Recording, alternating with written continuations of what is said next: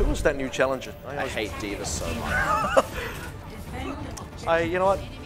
I don't, just to annoy you. Now Talon Esports. You know, it did annoy me. Well, I tried. Which is what GrandXur are doing right now in this series because they are still in an 0-2 deficit. They are attacking first, just trying to scout out what that defense was. They're going to go onto the Rhine Goats here on this approach. Substitution as well, Charm in over Jaime. And Aquila in over TYG for Talon Esports. Double subs, but both just on the Brigida. Time being, Talon going to get aggressive on GrandXur in this rotation. They do safely make back up into the room. And by the way, Papillon lost a shield in there, so Talon, if they do chase, they might get a bit more damage in. You saw how low the members of GrandXur got, and they're now trying to intercept this rotation. So about a minute is gone, and GrandXur are just trying to make their way towards the point, but they haven't lost any members. That's important. Talon the right composition for this as well, because they got the Winston, they got the mobility, nice isolation on Papillon. I believe he actually got bumped off the top there. That wasn't him wrapping around the side and being split off. So nicely handled there. And like I said, Talon the right team comp for this with the Winston, they can get aggressive. And with Papillon's low ult charge, it's going to take a long time for that Reinhardt to pay off. And that was a 6-man wipe as well. They got all members of GrandXur. You didn't even have anyone successfully suiciding off the side. And Talon Esports as well, they maximized ult charge because as the rotations were coming through, they were still dealing damage. Villeneuve doing the majority of it, which is why he now has a primal raid. So Talon Esports, the efficiency there is on point. Haru just looking to set up on the side to displace some members here. Not quite in the right position for that good rotation by GrandXur, but a little bit lacking in the ultimates department. And this is that every single time they rotate, it's just a little bit more dangerous. They do have a bit more bonus armor now from Charm's Rally. Hugo nearly on Transcendence as well. Every single ult that they can get is going to be very important because look at Talon, Grav's coming out. Yeah, and it does get a good connection. Self-destruct board, huge from Gogora, absolutely massive. And that is how you do it in style, something that we rarely see out of Talon. Yeah, it's a massive gong ring there as well. All 6 members once again down. Hugo knew it was all over. And at this sort of point for GrandXur, preserving ultimates is very important. If they start throwing ultimates into losing fights, they're never going to reach a critical mass of ultimates to have a win condition to actually take the point. Now Talon, I mean, they're still in an ultimate advantage. Again, Haru in the backside. So many members. Speed boost and collapse on GrandXur as they charge for the points. And, I mean, the Talon, they just look so comfortable here. And they're just so good at punishing. Again, another 6-member team kill there. Everyone gets ultimates back online. As GrandXur stop trying to rotate, they're just saying, let's get to the point. Maybe we could just dive on top of there and Talon Esports going to get caught off guard. Not going to happen. As they do that, everyone is doing damage. 2 members of GrandXur go down so fast. And the fight ends right then and there. There's no way they win 4v6. Haru's just going to do the same thing again. This time GrandXur do at least have ultimates to play with, but I mean that doesn't matter much if they can't actually connect them, if they can't get anything with them. 1 minute remaining now. Villeneuve is going to be forced to back off because he was taking a lot of damage. Gets aggressive with the Primal Rage, just trying to displace the back line, trying to throw off GrandXur's coordination. Earth Shatter down, and they do find Aquila thanks to that, but that's all they got for now. Actually getting Gogora's mech. Oh, that's a bit of a tight spot, but Malon is going to be just fine. Coming back in now with a sound barrier if necessary, but it's looking like it might not be necessary. Talon have lost a few too many members here. Gogora not able to get back into the mech here, and even though a weak is in here throwing out this grab, hold on a second, he's got 2. They might want to stay in this one. Well, they're certainly going to buy time if nothing else. Malon's going to go down, so that's 3 kills in a row for a week. He's being really annoying right now. As GrandXur is trying to cap, he's just peppering them with more damage. Moves back, finds himself a health pack. By the time he rejoins this one, the Earth Shatter from Papillon came out, but he didn't actually follow up on any of the members that knocked down. Silvercoin with self-destruct, doesn't find anyone a week, just rides it for some extra charge. And at this point, Talon have actually regrouped fully. They've got more members on the point than GrandXur do as the overtime begins. And suddenly they all start to drop like flies. Absolutely diabolical play from a week to keep that point alive. And he will book in that fight with Graviton Surge being available. Doesn't even need to use the second one. Celebration there from him as well. That's about 7 or 8 kills in a row from him. 3 of which happened when he was basically the only one alive, just consistently getting in and out. Just constantly peppering in damage and slowly whittling away the members of GrandXur. That should have been a cap. And you're at the sort of stage where I'm thinking, okay, well, this is going to be a cap. Sound Barrier was forced from Malon by a week. Okay, now the Earth Shadow was forced by a week as well. Yeah, that sort of point where you got your 2 ultimates, a week probably dies here, the rest of Talon have to back off, and then GrandXur have to push on the B with no ultimates. It's very smart. I really like that kind of play, but then the most incredible thing happens where actually no, Talon Esports are going to fully hold here. They're going to be able to get all their reinforcements in. A week still doing damage, he's still collecting kills, builds up an entire Graviton Surge, doesn't have to use it because he's just completely railed down everyone on GrandXur. I think it's going to be fair to say this will be a relatively quick one as well, only needing to get 2/3 here. Is Talon on the offense. GrandXur very much have their work cut out for them. And Akila's on the Doomfist here as well. If you remember last week between Talon Esports and Lynx TH, Akila was an absolute dominating force on the Doomfist here. He was just so on point with everything. I think he's really pushing up to try and compete with both Spanik and on some level, Bello. You just got to kind of credit Bello from last season, but most of the season has been Akila and Spanik. Spanik especially, actually, but that's maybe something we'll see tomorrow when GE Pantheon do play. For now, it is Akila who's actually going to move over onto a Roadhog instead. This is quad tank. Yeah, it is. Which is why you play the Moira as well, because you get a lot more value in the healing from Moira. This is definitely a bit of a swap-up. It's going to take GrandXur by surprise, and let's see if that surprise factor is enough, because Villeneuve getting drilled down does still dispatch of Charm, and Papillon a little low as well on the points. These are 4 tanks, but they're 4 tanks with a decent amount of damage attached.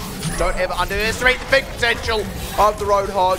Finds Papillon with that one, took him Oh, shut up. Excellent placement there, and look at how quickly that was charged up. There's no one left from GrandXur to contest this, and Talon, they're going to speed run Hanamura. And the thing about this team right now, they've shown so many different facets. It's like they have the slow, methodical play where they just burn you out. It's inevitable. It's just The Glacier. You know, it's just not a very well fancy kind of win. Like, I got to use that same word again. They're the different versions you just see on Hanamura. It's quick, it's well executed, it's a very Xavier-like play style where they just want to throw as many punches as possible and they all connect so well. You even see the hook onto Papillon. That's not meant to happen. If you have a Reinhardt, the hook should just not ever be able to go through because the entirety of the shield blocks up the entirety of the choke. Who are you meant to hook there?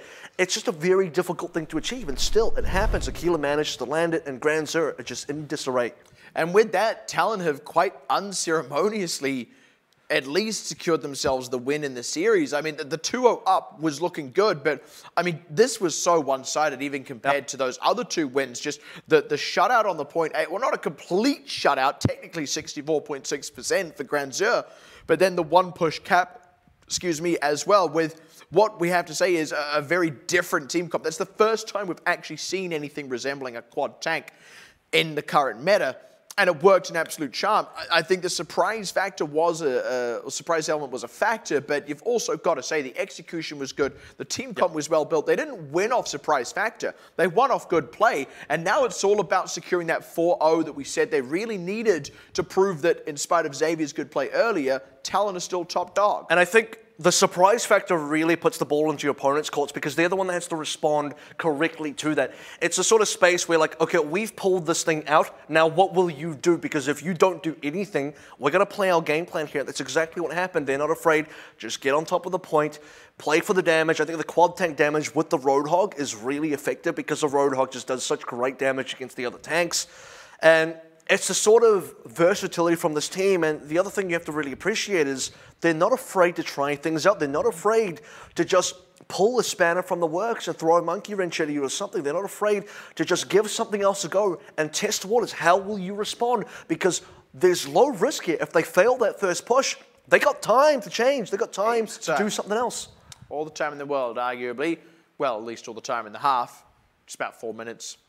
It's actually not much time, but it's enough time. That's what really counts. And also, look, to take the extremely cynical view, even if things go terribly wrong, they somehow totally bungle Hanamura. Look, they're still at match point. They're still in good shape, and they're still likely to win the series. And, I mean, that's not even the case, right? They actually did win all that. So all that conjecture doesn't even mean anything. They are just that good right now. And I think even if they had botched a number of attacks there, because they have 4 minutes to play with, you've got to go back to Numbani and think a similar thing happened there. It doesn't matter if it's not. They just go for the win, even if it takes them until overtime to complete that push and win. They'll do it. They'll change to the right comp. They'll be at a huge deficit for 4 or 5 fights in a row. Nothing will happen, and then on that last fight, they just win. And now going on to Dorado, can they complete the 4-0 yet again like they did last week? That's the thing. They are currently the only team to complete a 4-0 win, and if they can repeat that performance, like we said, it speaks volumes about this team's capacity as the returning champion to at least replicate some, if not all of that success. Again, I say this time and time again, we're not going to call this too soon, but this is a very strong-looking team coming in as the returning champion. They're all but guaranteed to make it into playoffs. We don't know how far they'll go from there, but all these good showings right now, they do add up. And that's a painful loss for GrandXur as well, because prior to the break, when you look at Numbani, that was a very winnable map for them, and you think, okay, based on that, there's a good chance there's a map being dropped here by Talon Esports. GrandXur can come back. Maybe they still drop a map because we go to Dorado, just like Nova Esports did to Xavier. Maybe there's a win here for GrandXur. It would be very difficult based on how Talon are playing right now. But the thing is, after Hanamura, that confidence just rapidly drops because that was way too one-sided. If there was a little bit more being shown by GrandXur, just a little bit more life being breathed into them, then I would say, okay, well, this is probably still doable. But at this sort of point, after Hanamura, I don't know how you get back from that.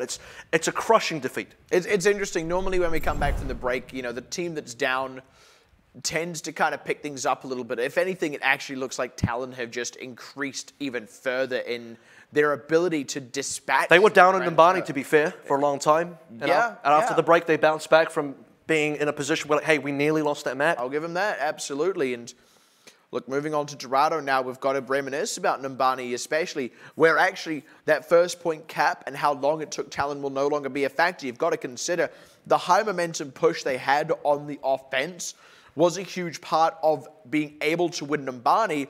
They can just replicate that on Dorado here without having that same time pressure and just set an incredible time in the time back. I think they have, in terms of just looking at their roster, they can keep Aquila here, they can drop Aquila off, put TYG back in, just try a different combination there, maybe have Aquila and TYG together. We've seen them do triple DPS. That's the other thing. We actually saw that last week as well, I believe, on map 4. So they might look to do something. There's just so many wild cards they still have to throw in there. It just doesn't feel like their deck is empty just yet. They have more right on top to play. You never quite know what's coming next.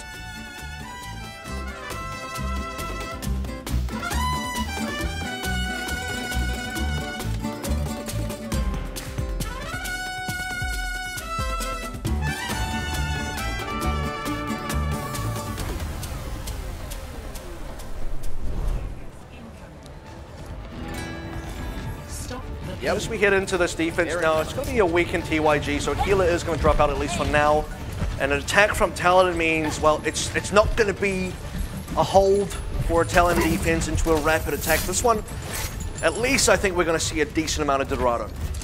This is an interesting team comp as well. I mean, it may be 3-3, but I wouldn't really call this GOATS. This is more of a pick comp, if anything, between the Hulk and the Hook. You're looking to actually break up GOATS by displacing an individual and getting enough damage on them that you can kill them and have a numbers advantage. It really reminds me of Junkertown from last season, the season before that. The only difference is a weak isn't playing the Widowmaker right now, but GrandXur, they're not going to waste too much time. They want to get aggressive. That's the sort of thing they're looking for. Hamzy does pop the bubble, though, on Supercoin. He's going to be just fine. But again, it feels like a matter of time until one of these lands onto Marlon or Hugo or Charm. Here it is. I mean, it's still landing on people. This is a lot of damage. Look at the ult charge on TYG. And that's the thing. I mean, the same kind of damage is just not coming out of GrandXur right now. At least the healing is definitely there. Charm's going to get this rally up very quickly, and GrandXur needs to take advantage of this armor bonus, and they certainly are. Yeah, looking to get aggressive, but Sound Barrier from Haru keeps Talon pretty safe, and now they start to push back in their own. Hog. Nice aggression. The whole Hog doing a decent bit here, but largely stopped up, actually. And I've got to say, this composition, I do like what they're trying to do here, but it does feel like it's hitting a bit of a brick wall. Well, they are getting a lot of damage now. The Supercharger does a lot in another versus a tank composition. You can see that Papillon absolutely melts. Yeah, finally breaks through. TYG takes some pain, but takes a breather. He's going to be just fine. Loops back around, and the damage onto Hamzy becomes overwhelming. And this is where the team comp can start to shine a little bit. Now that these members are a little bit split up and scattered, it took a little while, but it's working. And I really value the whole Hog ultimate in this sort of composition versus what GrandXur are running. Charm actually managed to sneak his shield bash into TYG in the middle of that. Very hard to do, considering how much damage whole Hog does. You pretty pretty much break your shield, you lose your shield straight away. Charm still manages to break in there, gets the shield bash and stops the whole hog coming through from Talon Esports, waiting for the supercharger. The extra 50% damage on all your tanks versus the tanks of GrandXur makes a huge difference in their win off the back of that. GrandXur have actually made a real big change up here. Oh. I almost would like to see a Mercy in with this. I respect they want to use the sound barrier, but I would like to see the Mercy. So what's great about this is if you look at Talon Esports, only Gagora can go after Charm and Hamzy. And that really gives GrandXur an advantage positionally. Self-destruct though does displace Charm. It's only temporary though. And I want to see how GrandXur, or rather Talon Esports, want to really adapt to this. So far they have ultimates to play with and they want to play them out before they change. Nice D-Mech onto Gagora. Hamzy able to find enough shots there. Also finds Villeneuve off to the side. Now putting the pain onto TYG, who was running that whole hog. Opens him up for a kill. I think Talon are actually going to just change. I think that is why they have to use that ultimate there. They absolutely have to change here because otherwise the current composition cannot affect Hamzy or Charm at all. Like I said, Gagora is the only one that can maybe dive onto one of them, and at that rate, probably can't even secure the kill on either of those two DPSs. I wonder if there's going to be a hit scan here. TYG is going to play the Sombra. Not the most ideal hit scan, but it is at least going to allow him to flank around the back and challenge Hamzy. No one can. And they are also moving over onto the Winston, so they can at least contest the high ground, even though they can't as easily. I mean, they get slightly more contest actually onto the aerial members, and there we also, by the way, did see the change up onto Mercy. Yeah, so this is going to definitely keep Charm alive a lot better, because otherwise it would be much more difficult to keep Charm into the fights. I mean, Villeneuve Gagora can fly up to him, and then that would seriously put the pressure on, but right now, you have to do something about these two DPSs. Really eyes on TYG here. He's got a big job to do. GrandXur have ceded a lot of space here. Charm finally committing the rocket barrage. Only gets one before going down himself. Well, 1.5 when you count Gagora's mech, and I do have to count it.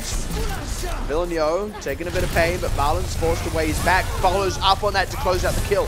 That is a big opening now for Talon. The cards actually still kept moving this whole time. And EMP is available into this next fight as well. Talon Esports have to use this. They should, and they will be able to camp off the back of it, unless TYG goes down, of course. Yeah, Silver Coin low, loses the mech here. Charm, he did actually find a couple of members in among that. Oh, wow. He off some members earlier, but... Oh, wow. Wow, Hamzy just going off at the 11th hour has actually rescued that fight completely. Thanks goodness. Able to connect those shots. And between the two DPSs, again, well-deserved wave from him, Hamzy and Charm. Charm picking up the first couple, allowing Hamzy to rotate around the back unnoticed. No one really spotted him out because Charm was taking so much of the attention, and then suddenly Hamzy, another headshot from this man. He's going absolutely nuts. Hamzy has entered the game. It's gone. It's kind of what this feels like. Yeah, all right, that was... Had to be done. I guess. Just like the headshot so far. And again, I have to mention TYG here because he does have a big job to do. And now because the infra site, he can't go in. Talon Esports, they want to push up onto the cart. By the way, they haven't capped out B yet. They want to use the EMP, but have to wait out the infra site first. Our flank did get spotted out by Villeneuve. Now the infra site runs out. They'll have kept timing on that, been counting down the seconds. Now they look to set up TYG around the side. And Charm is just waiting to get onto the back line as well. Persia's going to be in a lot of trouble if he's not too careful. There it is, the commit. GrandXur do a good job of separating up such the EMP doesn't catch much, but Papillon still goes down. There's Transcendence from Persia. Charm looking for something with this Meteor Strike, goes sky high, might have a hard time. Hamzy takes a volley to the face. Charm, Persia! He can't go straight in with that Meteor Strike, ends up having to go for a roof instead, was maybe going to try and come in from above. Ended up going down for his trouble, and Talon off the back of that again. It's not pretty, but they will cap. Bloodthirsty Zenyatta takes the banners into his own hands. He takes down both DPSs. Now they're going to snowball through. That's a spawn kill onto Charm. It's just going to slow things down quite considerably for GrandXur as they try and regroup. TYG already 50% up to his next EMP, and for Talon Esports, any free push they can get now before they have to play the next team fight is going to be super valuable. And that's all they are ever looking to do in these situations. GrandXur, they don't really have a lot to go off. They had to make a pretty significant compositional swap here, so Talon actually come in almost ahead in ultimates. They do. Look at the space being given here. They just want to back out, trying to catch Papillon as he overextends. Note that Papillon went in before the rest of his team, so there was a moment there where maybe Talon get the counter trade, but either way, resist the dive, and now they get to go and take the fight into their own hands. And with an EMP at that, that's what they were really waiting for as well in all that. There it goes. The dead Winston. Papillon Sound Barrier is in there to save the rest of them, but it's saving the rest of them is certainly not Oh, wow. and also certainly not Charm or Silvercoin's mech. So, off the back of that, Talon in an amazing spot now as they continue to find these kills. Suddenly, it's almost only Papillon alive. They have the sustain as well. Charm going to Doomfist is really good because if he gets a nice pickup here, that's very important because they don't have the damage to break through both Sound Barrier and Transcendence otherwise. Villeneuve just playing Vanguard there, sticking out by the spawn, slowing down GrandXur on the approach, forcing them to pop ultimates here. Papillon so low, it's able to duck out for just long enough to get healed up.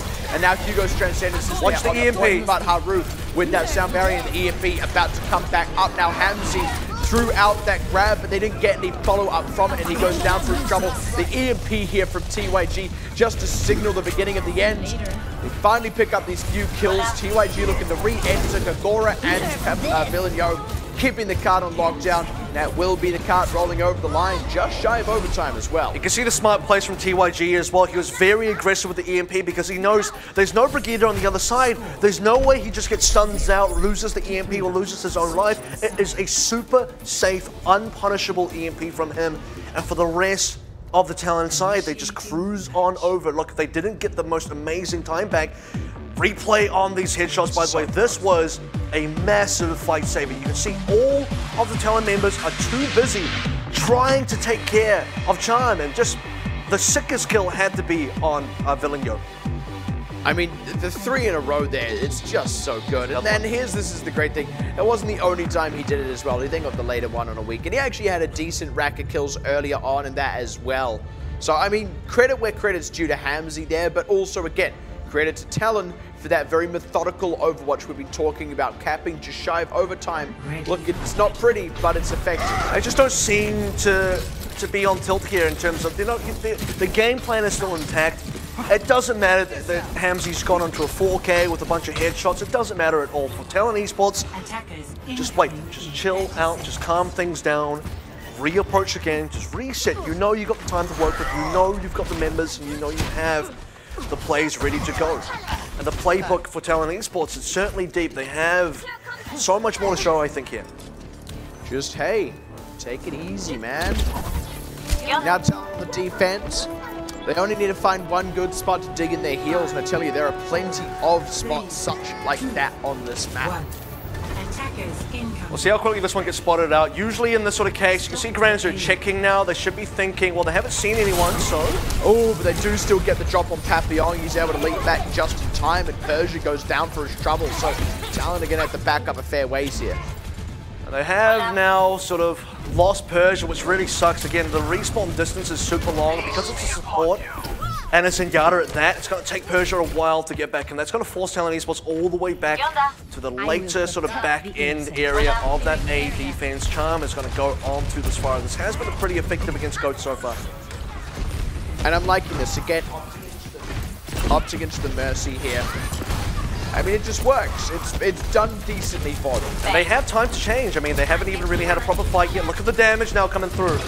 And they've also put Talon in a really awkward spot. They kind of look at the damage coming through. Yeah. No, it turns out GrandXur in the awkward spot. Talon found an opportunity there.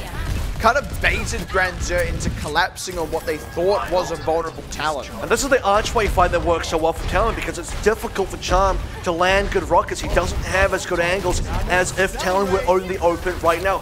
Here is where Charm's actually getting a lot of ult charge because Talon don't have any geometry to hide behind. Apologies for the beard ASMR there, but at any rate, Talon, they don't actually have a lot of ultimates to go on here just yet, so there is still an opportunity for GrandXur, especially Charm with this rocket barrage. That could have been a perfect time to barrage him, use it anyway. Yep, I mean, there's a second perfect time to do it as well, and he gets 2 with it, and off the back of that, the rest of Talon are kind of opened up and exposed, so GrandXur keeping the payload moving. Persia ults there as well. I mean, using a Transcendence against the rocket barrage just a little bit too late on the trigger finger there. I mean, I don't think the Transcendence healing's enough anyway, but for Charm, look, Gagoro was actually hacked for a while, so Charm going in there knowing that there's not going to be a Diva eating up all of the damage from the barrage was ideal. Because of the position of it though, Talon do get a chance to come back into the fight. This time contending with an EMP, not anymore. Villeneuve found Hamzy. That's huge. Charm low as well. Could you believe it? Talon they've just kind of clawed an opportunity back into this game. And Charm was so close as well. He just used a Rocket Barrage, already on 65%. Speaking of close, Hamzy's sitting on the EMP, wants to use it, gets found out, gets taken down by Villeneuve, and suddenly this defense is still in action. This is now a very precarious spot for both of these teams. In fact, GrandXur need a big EMP. But even that might not be enough. Talon, if they keep finding out those EMPs, then, well, doesn't go so cleanly for them. But there's the EMP, there's the diver to follow up. Now Talon have weathered the storm. Suddenly it's GrandXur on the back foot, trying to maybe find an angle with this Rocket Barrage, throws it onto GrandXur, who will not be able to self-destruct, but Charm does still go down. Turning it around. As does Hamzy, and now lacking in DPS as you see Marlon trying to find an opportunity to get a res in, but not going to be able to do it. Now Papillon is down, and actually GrandXur go, we don't have enough time to extend this fight out, we need a reset. And by the way, Talon Esports know there was an EMP. You look at their positioning, as soon as the EMP hit, they were in position, Talon that is, to just back out inside these small rooms here. They just get inside in cover, knowing that Charm is not going to be able to do the damage. Despite being EMP'd, as long as they don't take a lot of damage, that's all that needs to happen. Wait out the EMP, come back out, do the damage, and win the fight. Talon didn't really commit anything into that either. I mean, they couldn't because they were EMP'd, but still. But that's the thing, like, I mean, even when that ran out, they didn't need to at that point, which means they come into this with a huge ultimate advantage. And a winning position was off, 15 seconds remaining now, armor for the whole team, Tertia ready to defend, a weakened Villeneuve, and TYG ready to kill. That's absolutely insane. Hamzy already caught and killed. I think keep finding this man. Amazing. Solo Earth Shatter, but you'll take it just for continuing to extend the numbers lead.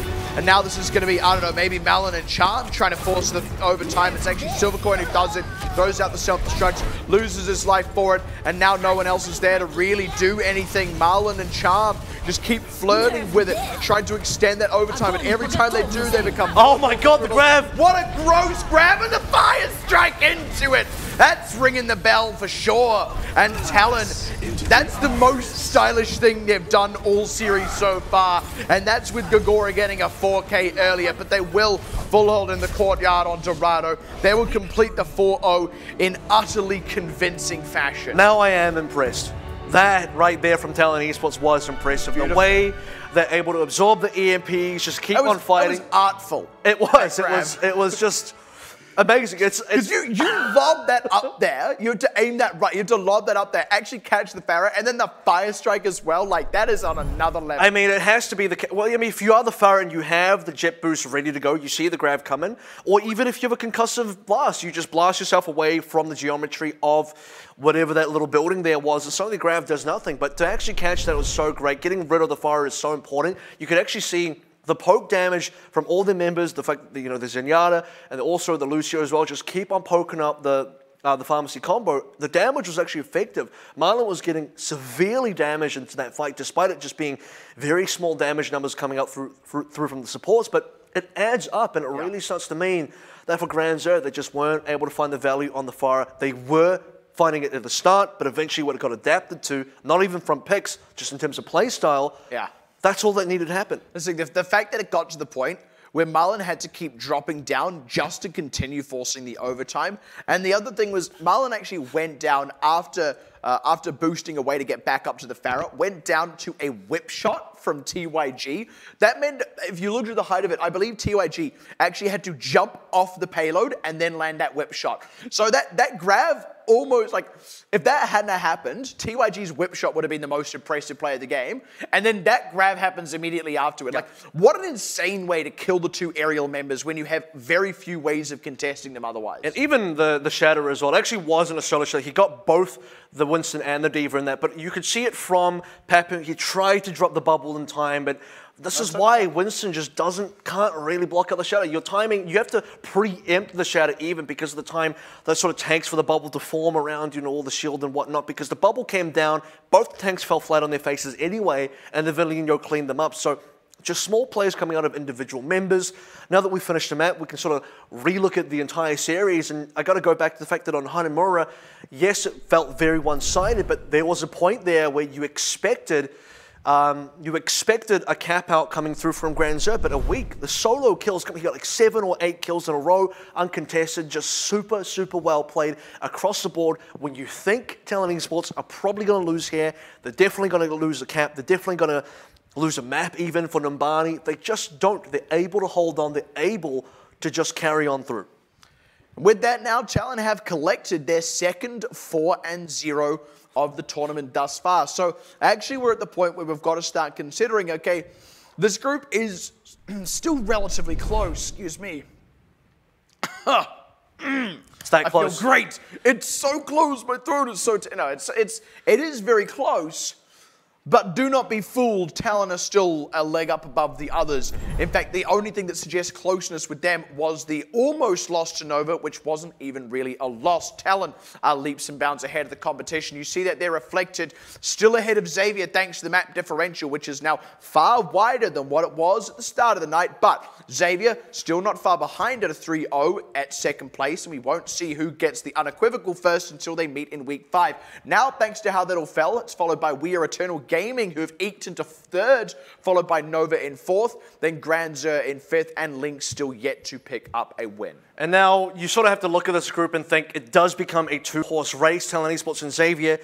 I would say fairly likely at this stage to go into week 5 with a 4-0 record apiece, because Talon go up against We Are Eternal Gaming in week 4, and Xavier go up against Lynx TH. Both teams, they should probably look to be able to beat out here. The next 3 teams, and if you look at the map differentials here, it goes from +9, +6 down to -1. That's a huge drop off after Xavier Esports. Yeah. The difference between a 3-0 match record versus a 1-2, which is now technically a 3-way tie being resolved from map differentials. We Are Eternal Gaming slightly ahead, and this is where you start to really value the maps they picked up earlier on in the other weeks, whereas GrandXur just didn't quite have that same number of maps in there. Nova's extra 2 maps against Talon Esports really helps out in this regard as well.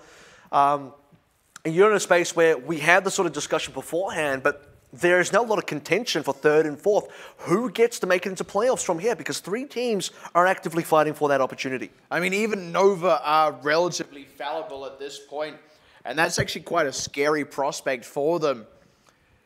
But they are, like you said, that little bit safer thanks to the map wins they picked up against Talon. That's something that becomes a boon when these other teams do have to play up against Talon themselves. So, the one thing I think is completely fair to say is We Are Eternal Gaming, with them actually picking up some map wins even in their losses and having picked up more on the whole, and then with a relatively convincing map differential for their win tonight, that 3rd place, it's not too unsurprising when you actually look at the overall performance of this team. When they've lost, it's been more marginal. When they've won, it's been harder. And when you compare that to Nova, they've looked competitive, but actually, their results haven't been as good as We Are Eternals. And now I have to sort of think about Lynx TH in 6th place at 0-3. Technically, they're only 1 match victory behind everyone at 1-2, which means if they can go to 1-3 next week, force one of those other teams to be at 1-3, then they can start sneaking ahead. But aside from that, I don't know how likely it is we're going to see them in playoffs.